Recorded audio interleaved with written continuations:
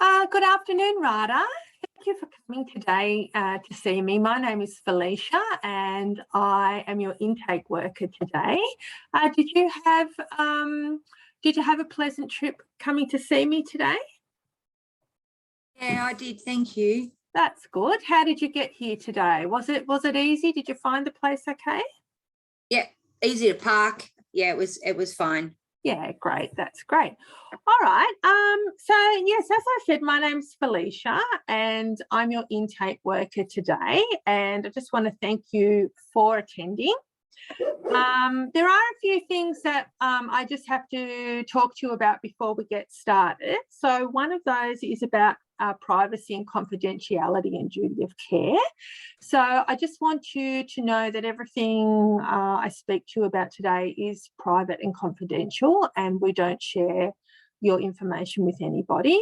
And we do have a duty of care to keep you safe. So the only time we would have to disclose any information is if you told me today you're going to go and hurt yourself or hurt somebody else today, because we do have to keep you safe and the other person. Do you understand what I'm saying about that? Yeah, okay, no worries. And also to Rada, if it's okay with you, I'd like to take some notes today just for my own records, and also I'd like to be able to share those notes within our organisation to be able to get you any supports or help that you might need today. So do I have your permission to do that? Yep. No worries, okay. Thank you very much. Rada, I just want to let you know that this is a safe place for you today. So we want you to feel safe and also to be safe. So I just want to let you know, if at any stage of this interview you don't feel safe, you have the right to stop this meeting and it will be directed by you. So how do you feel about that? Yeah, that sounds really good. Thank you. No worries. And I also just want to let you know that you have the right to complain about me or the organisation today. So if you felt that I wasn't listening to you, or I was disrespecting you in any way, or not taking you seriously, or somebody was rude to you in the organisation, you do have the right to complain. And I would have sent you the right to complain brochure. Did you get that? Yeah, I got that. Thank you. No worries. Okay. Is there anything you want to ask me before we start? No. Okay.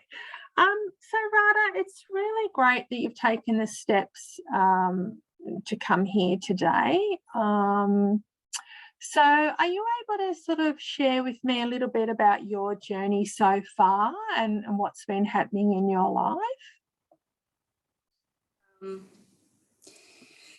Yeah, I came here when I was about 8 years old. So I saw my father get killed in the war that we were escaping. Right. And I suppose ever since I haven't really dealt with it, and so I find it difficult to go to sleep. I'm pretty sad most of the time. Yep. I don't know, it just all feels a bit much sometimes. Right. I've got sleeping pills from the doctor. I take them probably more than I should as well. Okay. When you say you take those more than you should, can you explain a little bit to me about what that means exactly? Well, I take over what I'm prescribed, and then when I run out, I find another doctor to refill a prescription for me. Okay. Yeah. I kind of just go from doctor to doctor. I take enough so that I can sleep. I have nightmares, and every time I close my eyes, I can see what happened to my dad. So, yeah. Okay. And so you go doctor to doctor. Is there any other way you get the pills, or is it just going from doctor to doctor? I wish. I don't know, and don't know anyone else I could get them off. So yeah, just Yeah. doctor to doctor at the moment. Yeah, okay, no worries. Okay, so it sounds to me like it sort of sounds to me like you're saying you're a bit overwhelmed by like the memory of witnessing the murder of your father. Is that what seems to be the main issue with you? Yeah, well, he was bashed to death. So yeah, every time I close my eyes, that's all I see. Okay. Yeah. Oh, I'm really sorry that that happened to you and your father and your family. That must have been very, very traumatic for you. And Yeah. yeah, I couldn't imagine that myself. So yeah, I'm just really sorry about that. Um, so Rada, can you tell me sort of what you'd like to see as an outcome from today's meeting? What sort of help would you like? Um, I'd like to be able to close my eyes and not see what my dad went through and what the family went through and the war and stuff. Okay. And I suppose I'd really like to not feel so on my own, so lonely. So Oh, yeah. okay. Yeah, okay. I'm just writing this down. So, okay, on those 2 points, have you ever received any trauma and grief counselling about what happened to your father and yourself and your family in the war before? Have you ever been spoken to anyone? Never. I haven't. No. Okay. Okay. And when you say that you're lonely, how old are you, Rada? Nearly 28. Okay. Do you have any friends or community connections, or do you go socialising or do anything like that? I don't really. I just, yeah, work and go home. I don't really socialise. Um, I haven't really ever been really social. It'd be really good if I could, Oh, you yeah. know, we Yep. yeah, meet some people. Yeah. Okay. No worries. So, okay. So it sounds to me, what it sounds like what you're saying to me is that you'd like maybe some help, some trauma counselling to be able to sort of work through the process of dealing with what happened to your father and the way that it keeps coming back to you. Does that sound like something you'd like to explore? Yeah, definitely. Yeah. Yeah, Okay. 100%. Yeah. Okay. And what do you think about perhaps some sort of an organisation or socialisation group with perhaps people your own age that have been through what you've been through, and perhaps even meeting some of them from Bosnia? Like, have you had any thoughts about that? I hadn't really thought about it before. That sounds like it'd be pretty cool. Yeah, okay, no worries. Um, I have got a few ideas that I'd like to run past you. Of course, none of this will happen without your permission because this is about your safe space. There is Ballarat Community Health. They actually have a trauma and torture counselling service. Do you know anything about that? I've never heard of it before. Okay, so what that is a specialist counselling program for refugees and asylum seekers at any time after your arrival in Australia. So even though I think I remember you saying that you arrived in Australia as an 8-year-old, is that correct? Okay. Yeah. Yeah, okay. So there's no time limit on this counselling service. So you would be able to access this as they don't put a time limit on it. And what they do is they assist survivors to move forward while they're striving to live with courage and dignity and overcoming the memories and consequences of your experiences. Does that sound like something you'd be interested in? Really, yeah, definitely a lot. That sounds really good. Oh, that's good. Okay, well, that's great. Now I know you said, and correct me if I'm wrong, that you were taking sleeping pills more than you should to be able to sleep. So with Ballarat Community Health, the same organisation, they do have an alcohol and other drugs counselling service for substance abuse. So they may be able to talk to you and offer some sort of practical ways to be able to reduce your medication in at the same time as you're having your trauma counselling. So would that be something you'd like to look at as well? That would be really good. Yeah, okay, no worries.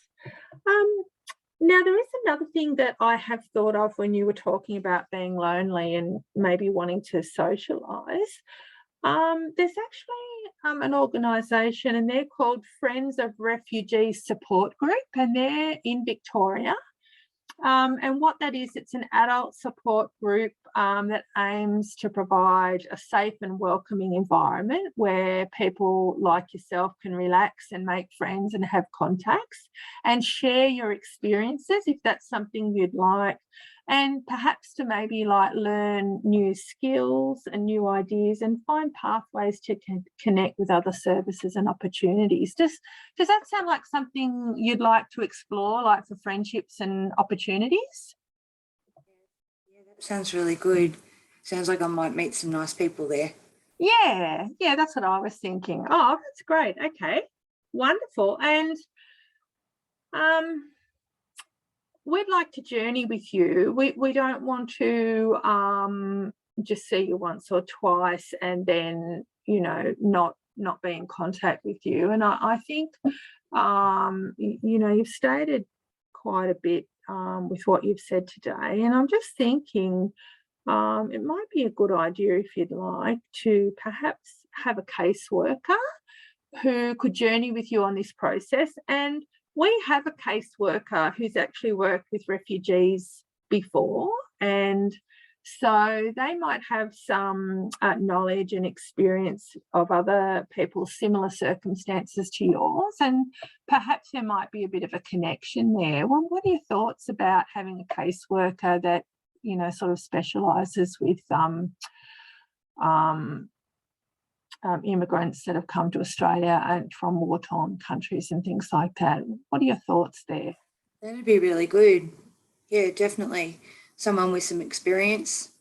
Yeah, for sure. Yeah, no, all right. Well, that sounds really good. And I think those choices that you've made are sort of, put you on a positive path to recovery and getting some of this help and transitioning into a more positive place, especially with, dealing with your sleep issues and the things that perhaps might be going through your mind all the time. Okay.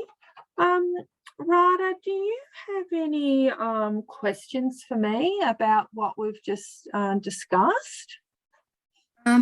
Yeah, actually, I've got one question. So, with the caseworker, does that mean that after today I would just see the caseworker from now on rather than the you and them? Well, look, I am an intake worker, so my job at the organisation is to meet the clients for the first time and talk to them in a safe place, and then assess what you need, and then perhaps hand you over to someone with a lot of experience in the area. Okay. It doesn't mean to say that you wouldn't see me again. The caseworker might, ask me to to have another meeting with you at some stage, or we might pass each other in a building and do a high five or whatever. But but the caseworker would be someone that you would journey with probably on a more permanent basis than me. Is that okay with you? Yeah, no, that's fine. I just wasn't sure whether there was two people involved or whether there'd be just the one after today. Oh, yes. Well, you'd probably go to a case manager or a caseworker. Okay. Yeah, just to help you along with your journey. You might have some questions, or you might, if you get into a situation where you just need a bit of clarification, you might just need them to help you and they could answer your questions. Okay, that sounds really good. Thank you. No worries. Well, I just want to thank you for trusting me enough today to share your story with me. It's been a real privilege to get to know you a little bit, so that's really good. Rada, do you feel that you've been listened to by me today? Definitely, yes. Okay, no worries. What I'd like to do, Rada, is actually talking about seeing me again, I would like to make a follow-up appointment with you just to make sure that process has started with those contacts and the case manager has started to see you. So when would you like to make another appointment? Do you want it around the same day and time as we have today, or would you prefer it another time? No, that's fine. Today worked really good, so that's fine. All right, so Tuesday, 5:30. That's wonderful. Okay, Rada, well, it's lovely to meet you, and I'll look forward to you. Is that a fortnight you want, or in a week? Whatever you think is best, a fortnight or a week. You can just email me and let me know. That's no problem. All right, no worries. Okay, well, thank you very much for your time today, Rada, and you take care. Thank you very much. You too. No worries. Bye.